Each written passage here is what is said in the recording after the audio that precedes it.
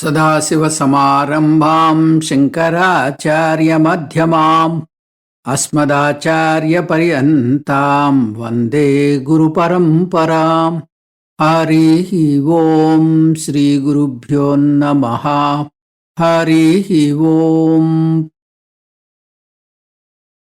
We have completed up to 11th sloka in chapter 6.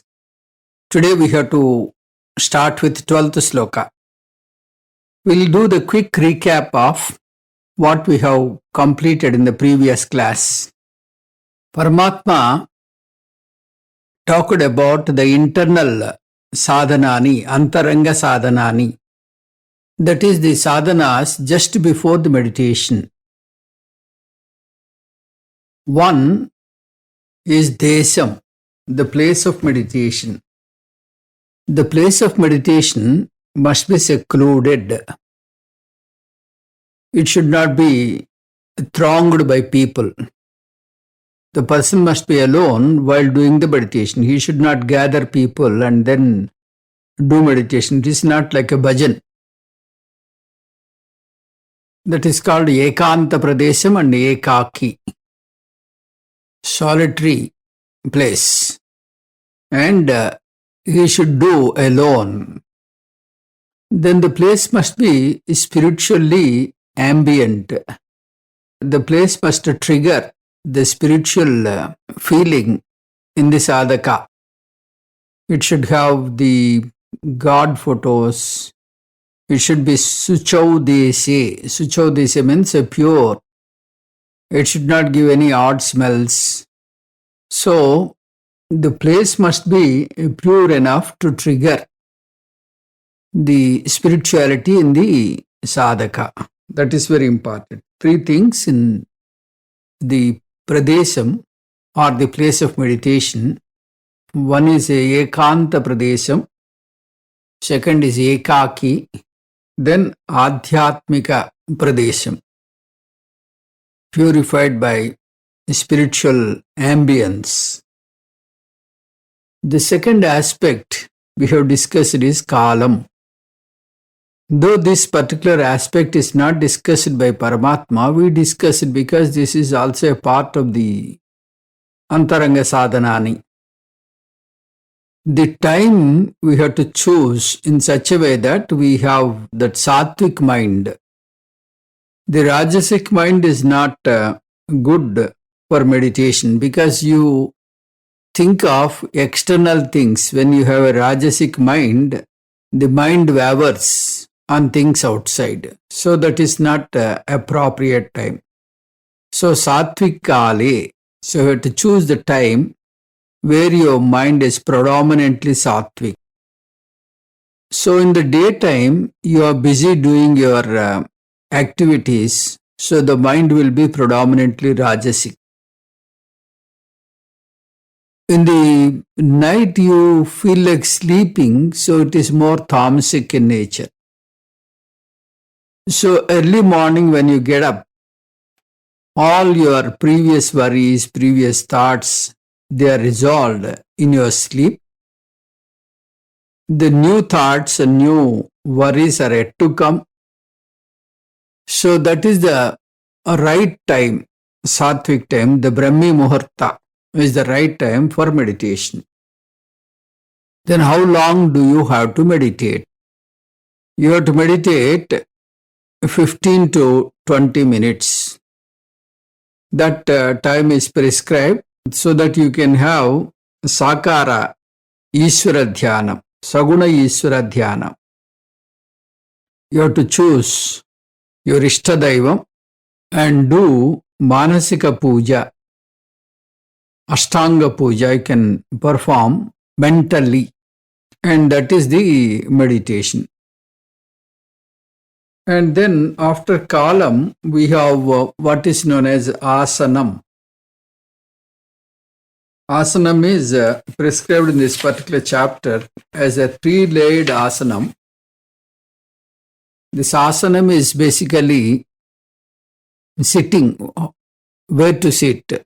So the word asanam describes that you cannot do the meditation in a standing pose.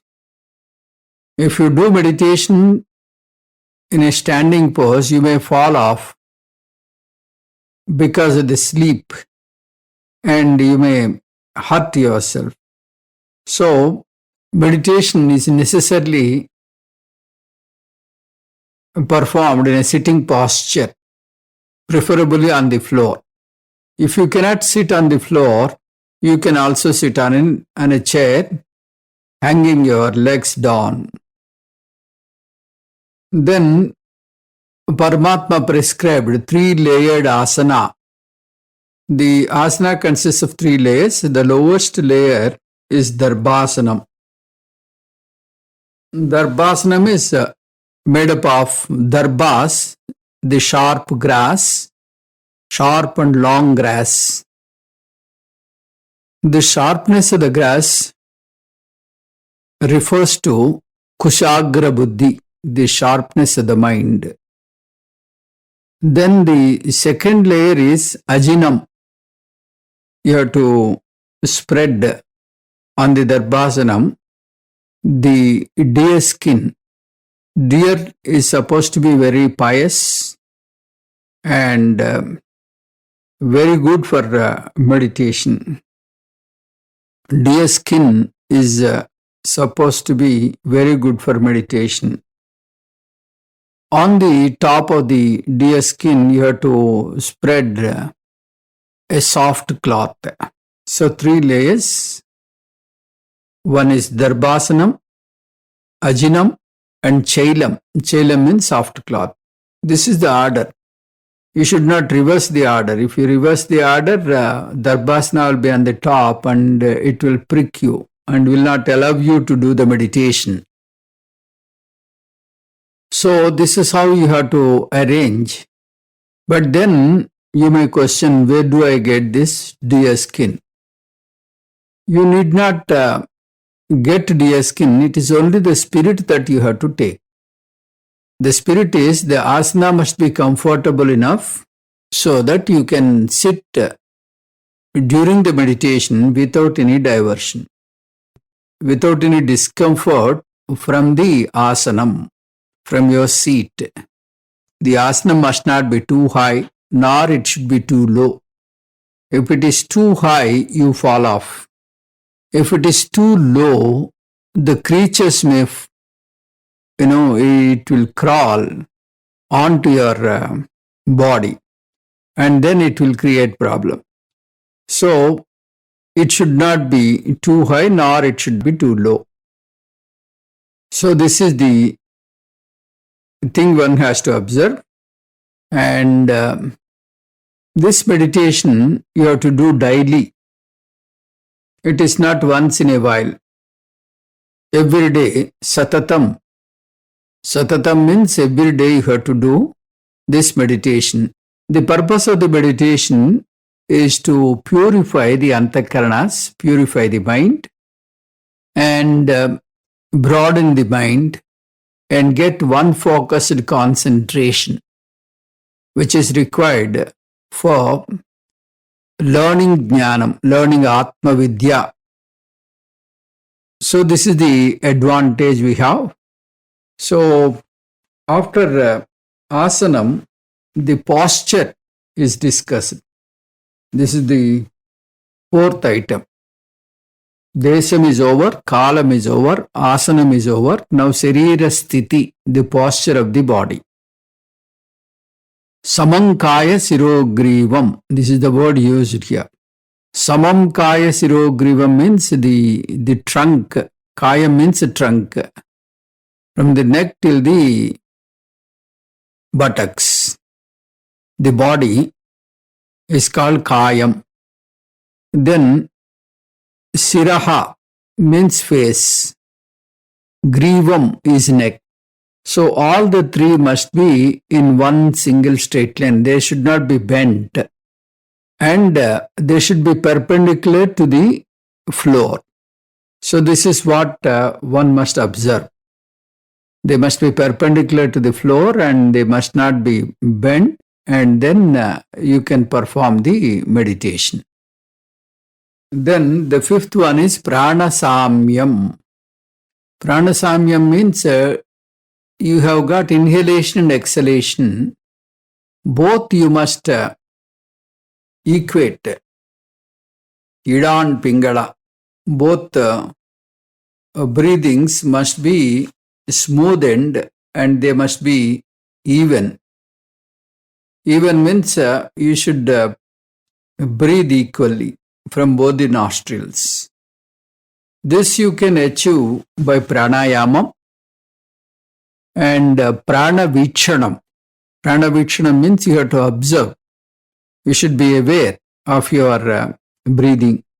This prana vichanam is another practice which can make your breathing smooth and equal. So these are the 5 aspects we have covered. Prana samyam is the 5th aspect. Then comes indriya nigraham, sensory restraint. You should try to restrain the indriyas. Indriyas, they are after external things. All 5 indriyas spread 5 different worlds before you and try to tempt so that your mind is always occupied externally. So these indriyas must be restrained. So this you have to do by abhyasam. So unnecessarily you should not, run around externally. Your mind should cooperate. The mind cooperation and mind control is very difficult aspect. Mano nigraham is the next one. So you should forget that you are a father, that you are a friend, that you are a son, that you are a colleague. Like that, all your roles you have to shed before meditation. All your transactions you have to forget. Then sit in the meditation. During the meditation, there should be only you and the Supreme, nothing else. So that kind of concentration you should maintain. So this is what we call mano nigraham. Mind should not waver here and there. It should have one pointed focus towards the object of meditation. So this is what we call mano nigraham. This is possible by indriya nigraham followed by the mind discipline. Only God and God alone. Ananyas chintayanto mam ye janah paryupasate tesham nityabhiyuktanam yogatshimam vahamyaham. So this is the state of mind. Then the last one is buddhi nikshayam, the conviction. You must have thorough conviction that through meditation you can achieve chitta suddhi, chitta ekagrata and chitta vaisalyam. With this thorough conviction, you have to proceed with the meditation. You can achieve all the 3 in no time. So with this background, we have completed some of the aspects. Now we'll proceed to 12th one. Tatra ekagram manah krutva yatachittendriya kriyaha upavisyasane yundyat yogamatma visuddhaye. So you have to be seated on the asana, on your seat, having restrained the activities of the mind and the sense organs, and having made one pointed mind, one should practice dhyana yoga for mental purification, for chitta suddhi. Yata chittendriya kriyaha, one should withdraw from all the activities. of the chittam, of the mind. Indriya means sense organs, both jnanendriyas as well as karmendriyas. Jnanendriyas means the organs of knowledge. Karmendriyas means the organs of action. So both these 10 organs you have to withdraw. You have to totally into meditation without thinking any other thing other than the object of meditation. So this is a very strict discipline which you have to observe. Otherwise the entire meditation will go haywire. That ekagram you have to have. Ekagra chittam you should have. This ekagram is possible if you have that concentrated mind. If the mind cooperates, if the mind can concentrate on the object of meditation, this is possible. This is like, the convex lens. The convex lens, it can now focus all the sun rays and it can burn a piece of cotton. It can burn a piece of paper. When that concentrated light is shown onto the paper or onto the cotton, it can burn.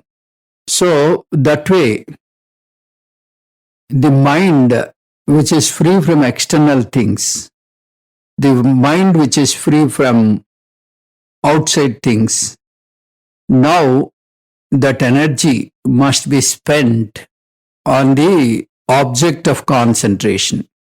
So you must have one-pointed concentration, ekagra chittam.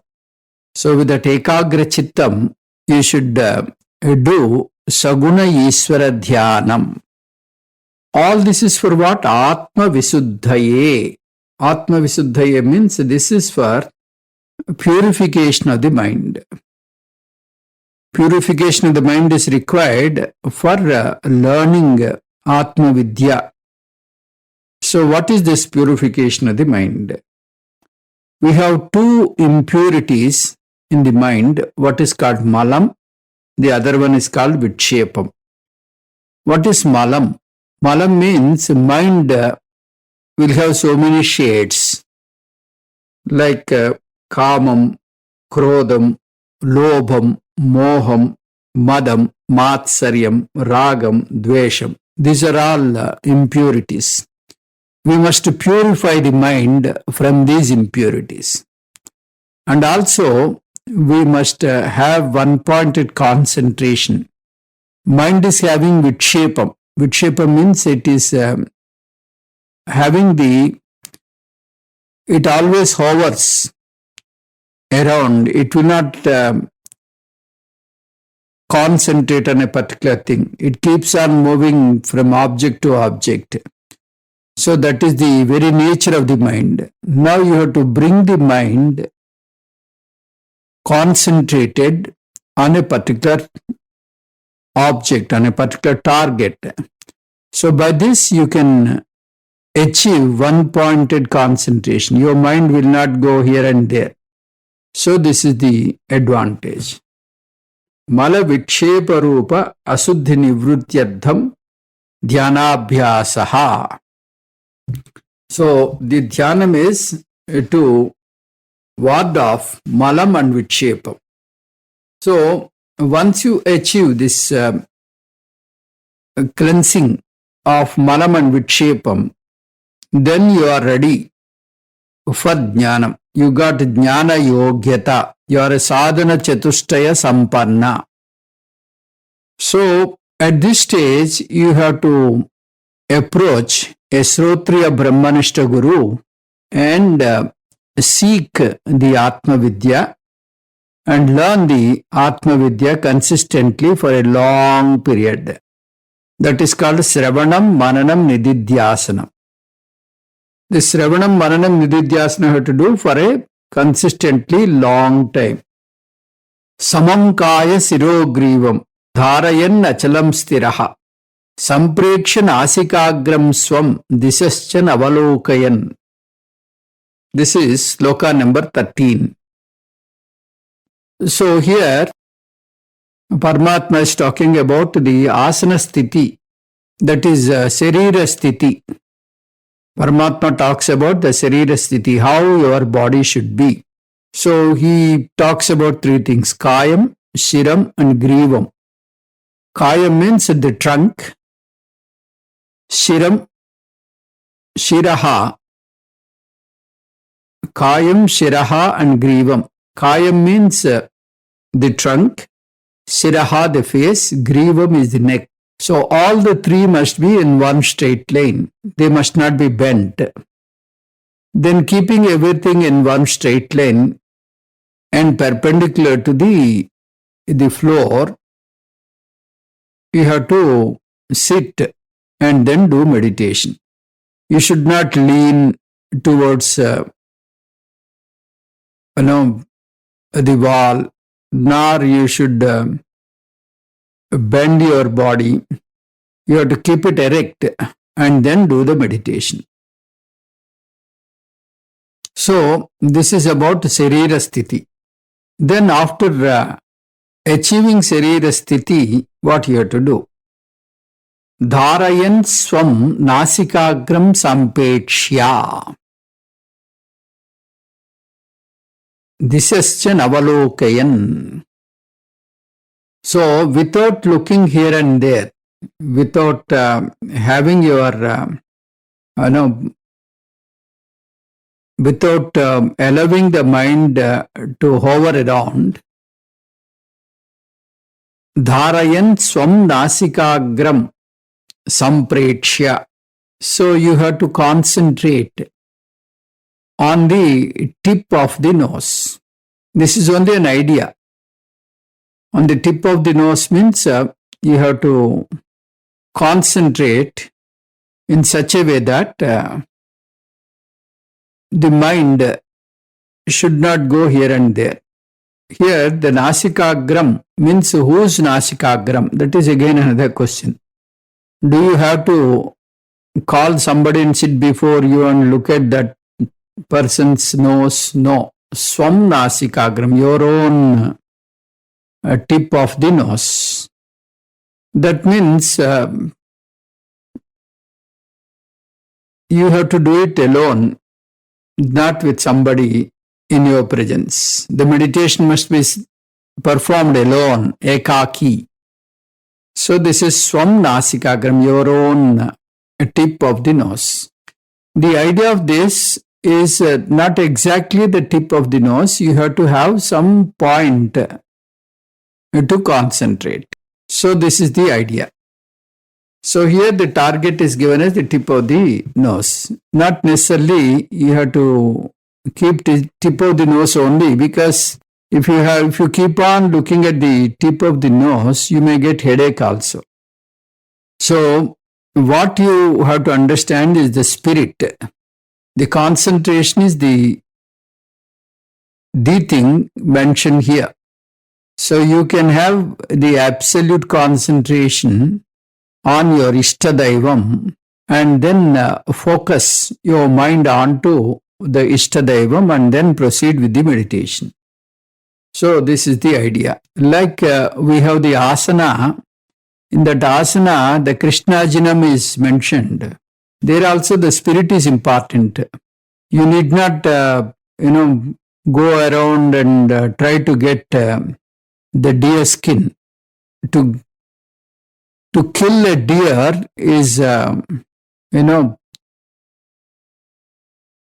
killing a deer is against the law. So there is a ban on animal products, especially these deer skin, tiger skin, all these things are, they are not allowed by wildlife conservation laws. So it is not advisable to follow that as it is. You can have an alternative. Nowadays, you have number of asanas available which can make you sit comfortably for a long time. So you can buy one such asana in the market and sit on that. So the deer skin is not a compulsory thing, only the spirit you have to take. Spirit of the three-layered asana must be taken into account. So similarly here, the Dasikagram or Swamiji says, if he is a Chinese person, his nose will be flat. He cannot look at the tip of the nose. Then what? So this is not a compulsory thing. This is only to tell you that you have to have a target so that your concentration will not go haywire. That is the idea. So this is about the body posture, and then the Indriya Nigraham. So we have completed 6 topics. What are the 6 topics? One is Desham, second is Kalam, third is Asanam, fourth is Sarira Sthiti, fifth one Indriya Nigraham, and Prana Samyam. So now 2 things are left out. That is Mano Nigraham and Buddhi Samyamanam. These are the 2 things left out here. So for that, the sloka number 14 and 15 are mentioned here. So we'll see what is this 14 and 15. Prasanta atma vigata bihi brahmachari vrate stitaha manas sanyamya matchitto yukta asita matparaha. Remaining in the vow of brahmacharya with a calm mind, without anxiety and restraining the mind, the disciplined one should remain with the mind fixed on me, with me as supreme goal. So, Paramatma says one must concentrate on him. On him means Saguna Iswara. Every experience is meant for my inner growth. That must be the understanding. Therefore, I have no regrets.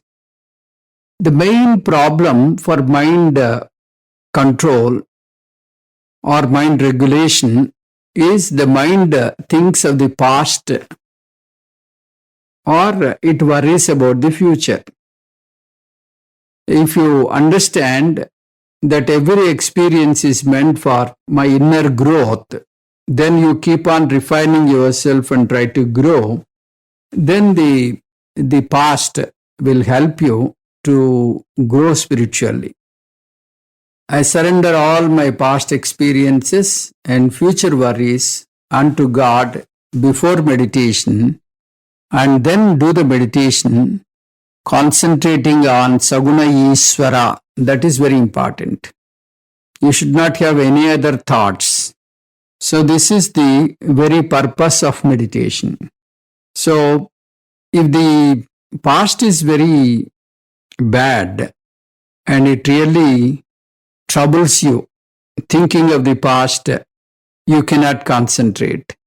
So you have to learn how to forget, how to temporarily give a stay to your thinking of the past. The future worry also will not allow you to concentrate on a particular thing. Therefore, the worry about future, Vigata Bihi. Vigata Bihi means free from fear.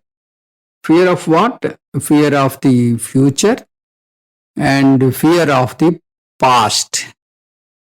So these are the 2 things which will not allow the mind to concentrate on a particular thing. So either your mind worries about the past or worries about the future. So you have to surrender unto God, give up all your future worries, give a stay to all your past experiences, past events, and then concentrate on Saguna Iswara Dhyanam. This you can achieve by practice, by abhyasam. So, when you do it regularly, the meditation, you can achieve it in no time. So, this is the important thing, mano nigraham. So, prasanta atma, one who is free from these two worries, and brahmachari vratestitaha. Brahmachari vratestitaha means the word brahmachari is mentioned differently in different contexts. The brahmacharyam means celibacy. Here, Brahma means Brahma, there are so many meanings. Brahma is Omkaram. Brahma can be a bachelor. Brahma can be a Brahman. Brahma can be Vedam. So here we have to take the Vedam, one who revels in Vedam, one who is learning Vedam. So Brahmachari Vratestitaha means one who is unto that Akshara Parabrahma, one who revels in Akshara Parabrahma, that person is called Brahmachari, one who is a student of Atma Vidya here in this particular context. So when you are a student, there are certain restrictions, certain do's and don'ts you have to observe. So Brahmachari Vratestitaha means Brahmachari Vratam. You have to follow the rule book of that Brahmacharyam, learning time. In that learning time, you have to follow the rules of the Gurukulam. So following the rules of the Brahmacharya, the person gives a stay to all the relations, to all the different roles that he is maintaining in day-to-day reactions, and then giving a stay to future worries, giving a stay to past worries. He concentrates on Saguna Ishvara. Saguna Ishvara Dhyanam he maintains, and then concentrate on his Ishtadaivam and performs Manasika Puja. So this is what is very important. Unless you have this Brahmachari Vratam, you cannot learn the Shastram from Guru. So that is why it is said that Sahana Vavatu Sahanau Bhunaktu Sahaviryam Karavavahai Tejasvina Vadhitamastu Ma Vidvishavahai. So you have to have that understanding between, you should have the cooperation and coordination. So this kind of concentration is very much important. And Antyasramastaha. Antyasramastaha means while doing meditation, you should be mentally a sannyasi. Mentally sannyasi means you have to renounce all your family ties, all your transactions, and then concentrate on Saguna Ishvara. The people, even though physically they go to places, they are mentally not free. They carry their families in the mind, so they cannot concentrate. So Antyasramaha means becoming a monk mentally. He need not take physical sannyasa. During the time of meditation, he has to behave like a sannyasi. He should renounce all his relations. The only relation he continues is with the Guru or with the Ishtadaivam. Asita, Yukta Asita Matparaha. Yukta Asita Matparaha means with concentrated mind, he has to sit on the seat. As mentioned in the previous slokas, his posture should be erect, not bent. Then he has to maintain that prana samyamanam. He has to do the prana vikshanam or pranayamam to regulate the prana, and then Matparaha, he has to choose the Dhyana Vastu as the Parameshwara himself, the very God. So, one must concentrate on Saguna Ishvara. That Saguna Ishvara Dhyanam is prescribed here. One has to do the Saguna Ishvara Dhyanam during this time and then continue the meditation. 15th sloka. Yunjannevam sadatmanam yogi niyatamanasah Santim nirvana paramam matsamstam adhigacchati.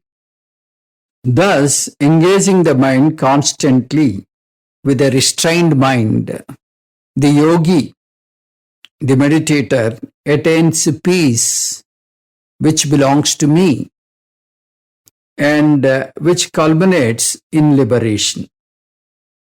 So, evam, this way, the meditator must progress slowly from Ekarupa Ishvara to Aneka Rupa Ishvara to Arupa Ishvara. This is the transformation a meditator must achieve during the meditation. So what is this Ekarupa Ishvara? Ekarupa Ishvara is the Ishtadaivam. Initially, he should have the Ishtadaivam and concentrate on the Ishtadaivam and do the mental puja, the meditation. So all his puja is confocal to the Ishtadaivam. Whoever is the God of his choice. Then from that he has to slowly shift to Aneka Rupa Ishvara. Having performed the Karma Yogam, he has to understand that everything here, everything around me is Ishvara. Ishvara is present everywhere. If I see, whatever I have seen is Ishvara. Whatever I hear is Ishvara. Whatever I experience is Ishvara's experience. So that way, he has to look at this entire Vishwam as Ishvara Anubhuti. This is Vishwarupa Dhyana. It is not that, you have to choose many gods. Vishwarupa Dhyana means you have to see everything as a divine experience. All experiences are because of God. This is called Aneka Rupa Ishvara Dhyanam or Vishwarupa Ishvara Dhyanam. This is the second stage. Bhupado yasya nabhiveda suranila chandra suryau chanetre. In this dhyana sloka, you understand that the earth is his, padam, and the antariksham is the navel. Like that, the various organs are, compared to the entire Vishwam, universe. That doesn't mean if you join all these parts, that will give the shape of God. No. It is only to say that Vishwam Vishnu. Vishwam Vishnu. The entire Vishwam is Vishnu. Vishnu is not away from you. Vishnu is present right in front of you in the form of Vishwam. That is what you have to recognize and start looking at this Vishwam as Ishvara Anubhuti, Ishvara's presence. That gives you a lot of space. It gives you a lot of comfort. And your external wavering and the outside running for the God will cease when you start the Vishwarupa Ishvara Dhyanam. From this, slowly, when you learn this Atma Vidya, you understand that Paramatma is all pervading, is not restricted to a particular shape or not located in a place. So, the God ultimately is Arupa Ishvara. The the final position of the dhyanam is onto Arupa Ishvara, that is Atma Dhyanam or Brahma Dhyanam. Atma is Brahma, that is your own real Swarupam. So from Ekarupa Ishvara to Vishwarupa Ishvara, from Vishwarupa Ishvara to Arupa Ishvara. So initially, when you are doing this Ekarupa Ishvara Dhyanam, it is called Upasanam. The purpose of this Upasanam is to achieve Chitta Suddhi, Chitta Ekagrata, and Chitta Vaisalyata. This is the purpose of this meditation. So after you achieve your Sadhana Chatushtaya Sampannam, after you become the Sadhana Chatushtaya Sampanna, you are eligible for Jnanam, you are eligible for Atma Vidya. Then you approach a guru and learn Atma Vidya. Before learning Atma Vidya, you practice Karma Yogam. So, when you practice Karma Yogam, everything is offered unto God. All your actions are offered unto God. And whatever you receive as Karma Phala, that is given by Ishvara. So all your experiences are your Karma Phalas. Whatever you see, whatever you hear, whatever you receive through Pancha Jnanendriyas, everything is your Karma Phala. So that is all God. Given by God or the very Swarup of God. So in the second stage, you have Vishwarupa Ishvara Dhyanam. That means it is not sitting in a particular place. Wherever you move, wherever you go around, wherever you transact, you see the presence of God in this entire world.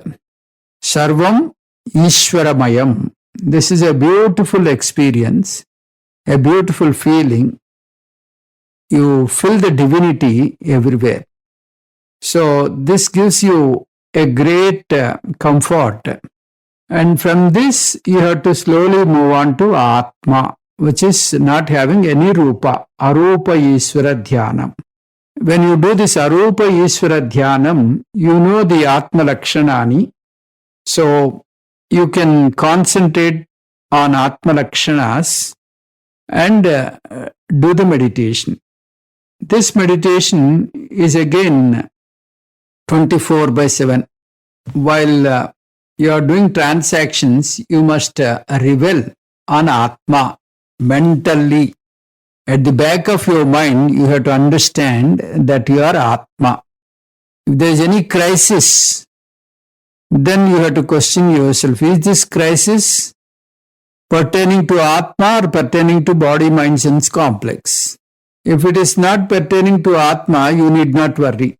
Atma is not having any problem. Atma is free from all problems.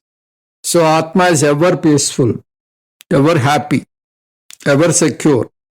So once you know that you are the Atma Swarupam, you are the Ananda Swarupam, you are Purnam. You don't need an external thing to fill you, to complete you, to give happiness. So this is the stage. This kind of meditation is called Nididhyasanam. The first meditation is Upasanam for Chitta Suddhi, Chitta Ekagrata and Chitta Vaisalyam. Nididhyasanam is for Atmanishta, to gain the advantage of Jnanam. Atma Jnanam must yield you the happiness, that is Atyantika Anandam and Dukkha Nivrutti. So this you can get by Nididhyasanam. You can be free from all the worries and live the balance of your time, balance of your life with Jivan Mukti, the inner space, the inner freedom, and then attain Videha Mukti. So this is the idea. So with this we have completed all Antaranga Sadhanani. We will take up a new topic in the next class. ఓం తత్సత్. సర్వం శ్రీకృష్ణార్పణమస్తు. ఓం పూర్ణమదః పూర్ణమిదం పూర్ణాత్ పూర్ణముదచ్యతే పూర్ణస్య పూర్ణమాదాయ పూర్ణమేవావశిష్యతే. ఓం శాంతి శాంతి శాంతి. హరి ఓం. శ్రీ గురుభ్యో నమః. హరి ఓం.